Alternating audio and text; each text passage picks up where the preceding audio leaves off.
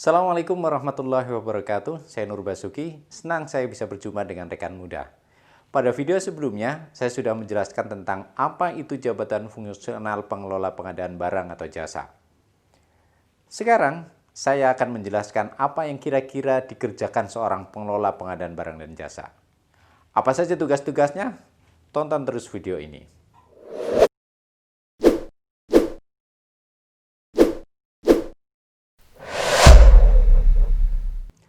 Pengelola pengadaan barang atau jasa adalah pejabat fungsional yang diberi tugas, tanggung jawab, wewenang, dan hak secara penuh oleh pejabat yang berwenang untuk melaksanakan pengadaan barang atau jasa. Siapa saja yang dimaksud dengan pejabat yang berwenang?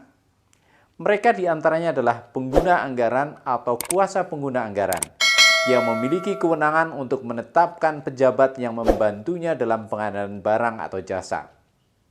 Bagaimana kedudukan jabatan fungsional pengelola pengadaan barang atau jasa? Jabatan pengelola pengadaan barang atau jasa sesuai dengan Perpres 16 tahun 2018 pasal 88 huruf A akan melaksanakan tugas sebagai anggota kelompok kerja Pokja pemilihan yang berkedudukan di unit kerja pengadaan barang atau jasa atau sebagai pejabat pengadaan. Secara umum, Pokja pemilihan dan pejabat pengadaan memiliki tugas yang sama, yaitu memilih penyedia. Yang membedakan adalah metode yang digunakan dan besaran nilai paket pengadaan yang dikerjakan.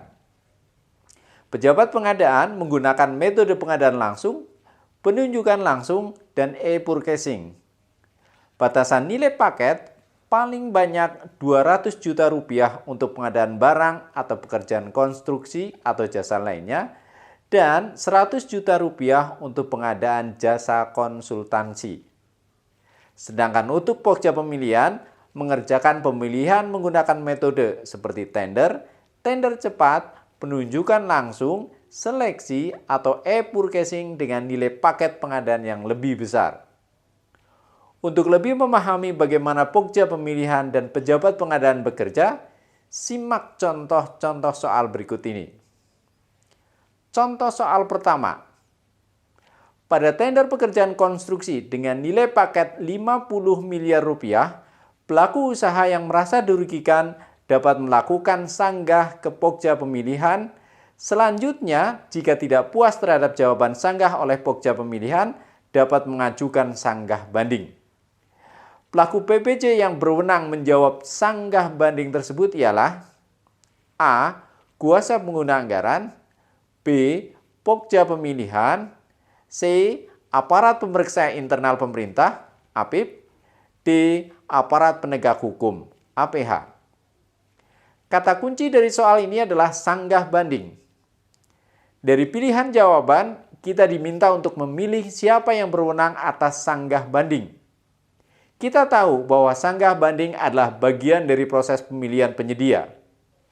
Dari 4 pilihan jawaban, kita bisa mempersempit pilihan jawaban dengan menentukan siapa saja yang terlibat dalam proses pemilihan penyedia. Sudah ketemu? Ya, yang terlibat secara langsung dalam pemilihan penyedia adalah KPA dan Pokja pemilihan. Untuk memastikan salah satu dari dua pilihan, yaitu KPA atau Pokja pemilihan, maka kita harus mengetahui pasal yang mengatur kewenangan mereka.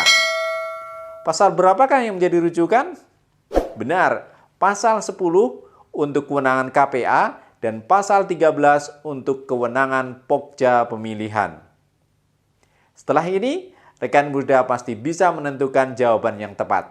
Selamat mencoba. Contoh soal kedua.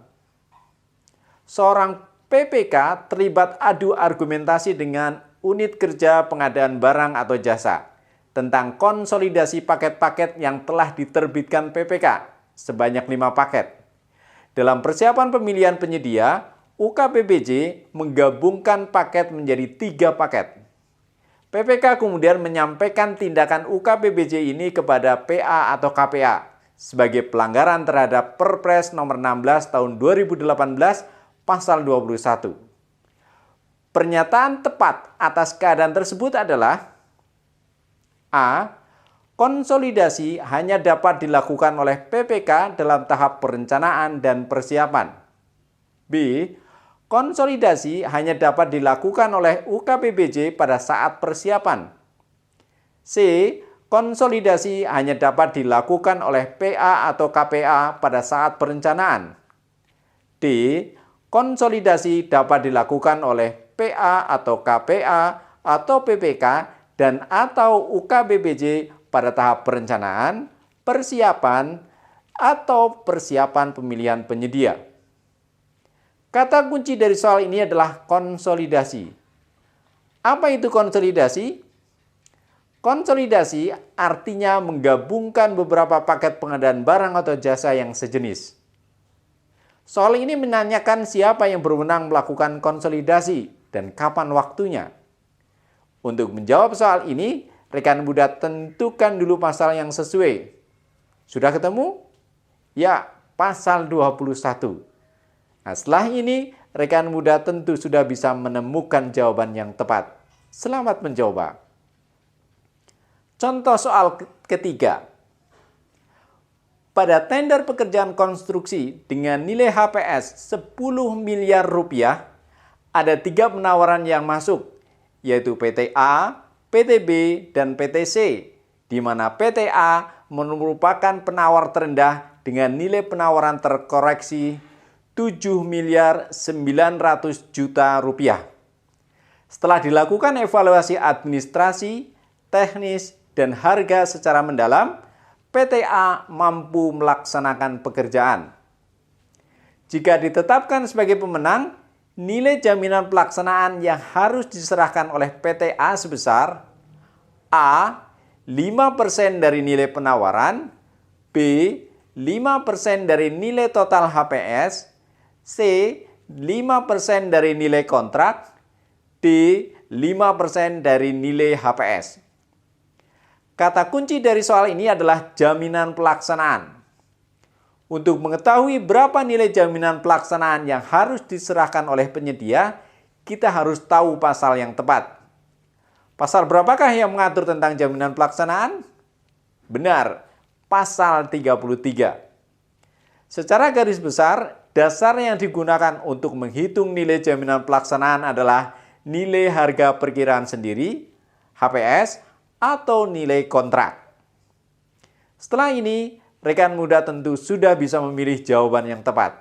Selamat mencoba. Untuk soal-soal lain, silahkan rekan Muda lihat tautan di kotak deskripsi. Demikian tulisan singkat atas 3 contoh soal yang bisa menjadi bekal SKB pengelola pengadaan barang atau jasa. Semoga video ini bermanfaat. Sampai jumpa pada video berikutnya. Terima kasih. Assalamualaikum warahmatullahi wabarakatuh.